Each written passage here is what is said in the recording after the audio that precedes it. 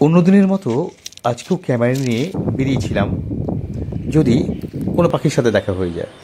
তো গিয়ে দেখি একটি গাছের ডালে একটি এশিয়ান কোয়েল বসে রয়েছে আর গা চুলকাচ্ছে। আর ওর চুলকানি দেখে মনে হচ্ছে যে যত রাজ্যে চুলকানি ওরই হয়েছে, এবং এর জন্য মনে হচ্ছে ওকে চুলকানির মলম কিনে নিতে হবে। আপনাদের কি মনে হয়?